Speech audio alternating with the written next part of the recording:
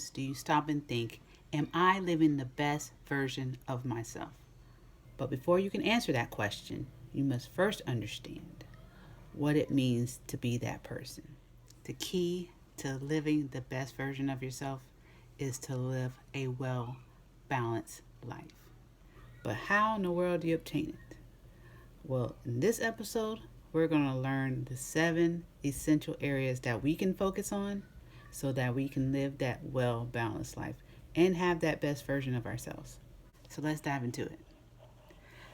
The family should be the top on your list. And I say that because your family is like your blueprint of who you are. It explains why you do the things you do, your mannerisms, some things that you believe, all come from your family.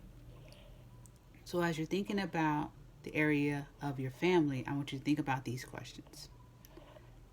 How do you communicate with the people that are important in your life? How's your relationship with your mom and dad? Do you communicate with your spouse? And let's not forget about those kids.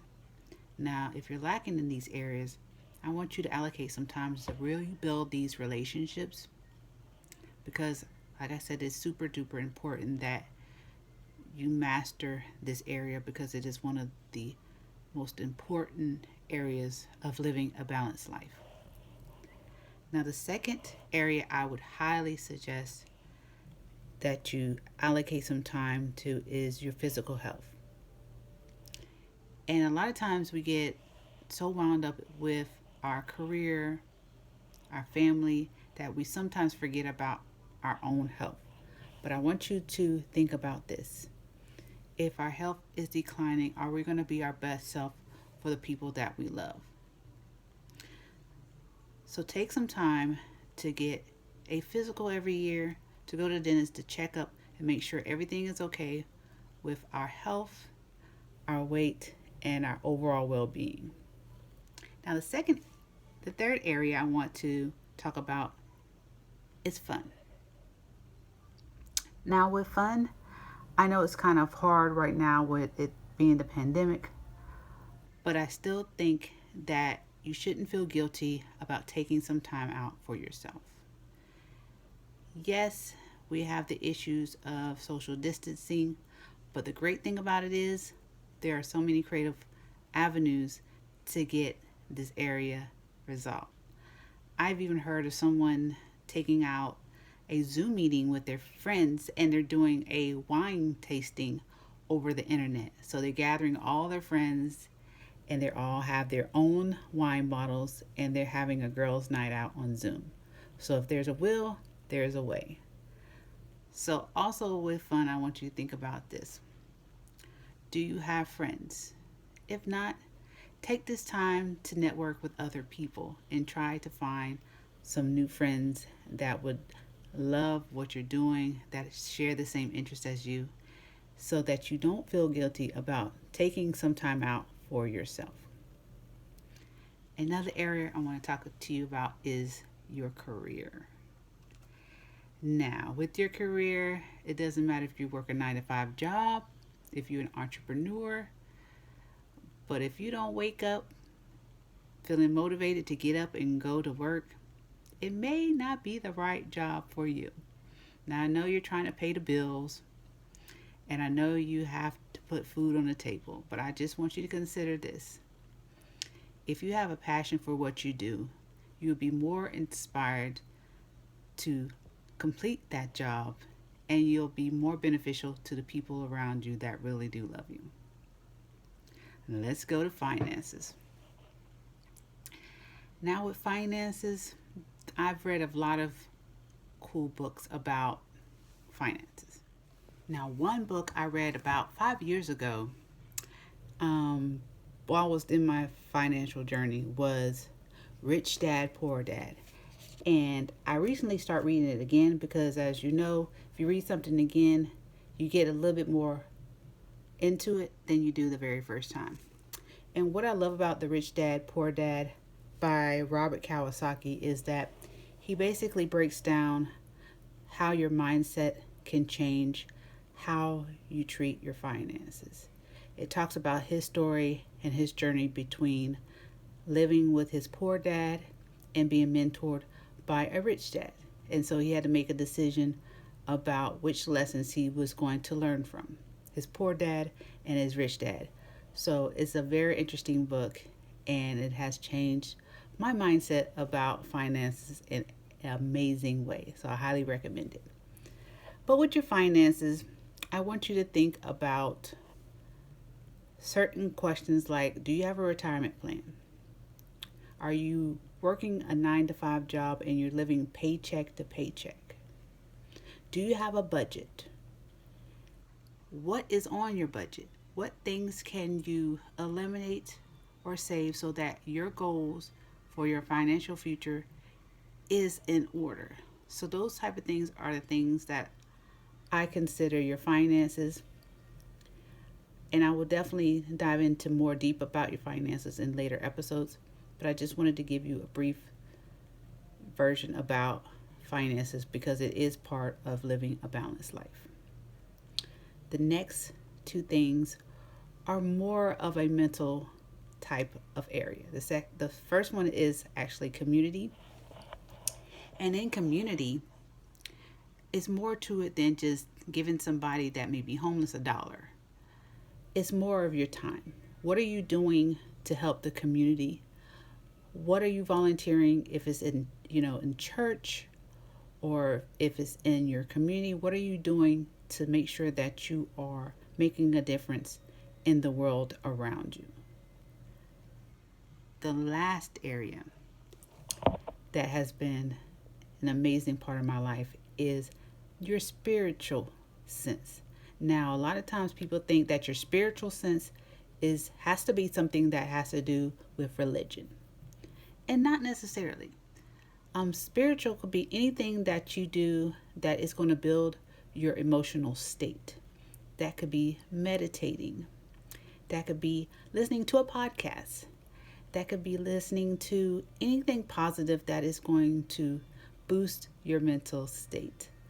For me, I love doing a morning routine where I think about things that are grateful for me, like my daily gratitude, my daily affirmations, some quotes. I spend some time, listening to the word and reading some scriptures and writing things down that really, really have been beneficial to me. So whatever you do that is a positivity type of situation is part of your spiritual sense. It doesn't necessarily have to do with religion. Anything that will boost your mental state is your spiritual sense. Now that we've gone through all 7 areas of living a balanced life, I have a homework assignment for you. I want you to think about all those different areas that we've discussed in this episode, and I want you to rate them 1 to 5. 1 being that, I'm not really mastering this area. 5 being, I think I've got this mastered. Like for family, I spend lots of time with my family, and I would rate myself a 5. And I want you to do those with all 7 areas. And once you finish with that, I want to know what areas you need to work on so that you can reach your goal of a balanced life, because that is what it's all about. So, speaking of family, I remember growing up to shows like Good Times and The Jeffersons. And before you say it, yes, they were both before my time, but it doesn't mean I didn't enjoy watching the shows, because that's the type of shows my family enjoyed watching, even till this day. Same thing as far as the music. I remember listening to Gladys Knight, Luther Vandross, Shirley Caesar, BB and CC Winans. I listened to a lot of music that a lot of people would consider now old school, but that's just part of my family. I listened to that music while I was on my way to church, on my way to school. It was just a part of my life. And that's why I say that your family is the blueprint of who you are. There's some values that your mom and your dad may have taught you when you were younger that you thought was silly and immature or just didn't make any sense at the time. But as you got older, it made perfectly big sense. And so I always tell people to expose your child at a very young age of what values you want them to have. Because even though everybody has a choice of what they want to do in life, it doesn't mean you can't expose them to different things. And they can make the decision on their own when they're older what they want to do. And that goes as food, that goes in relationships, that goes with religion.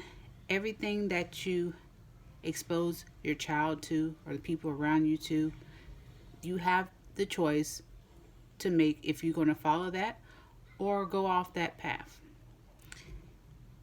My children will say to this day that they don't like vegetables. It's disgusting. It's the worst thing that they've ever had. But it doesn't mean I'm not going to put it on their plate every single night when it's dinner time. They have the choice of whether they're going to eat it or not. But it doesn't mean I'm not going to stop putting the vegetables on their plate.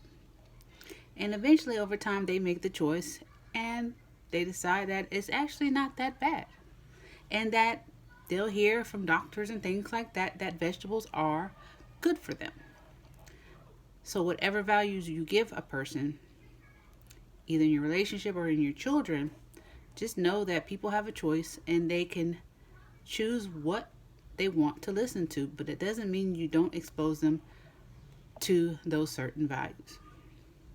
Now back to what I was raised with when I was a child. I also love watching The Cosby Show.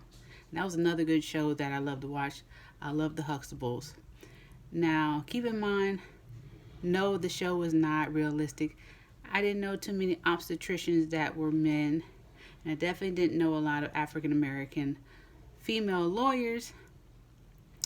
But I love the show because of the fun that they had. The realistic life lessons that they had in the show was amazing. And I could relate to the children and the parents in the show.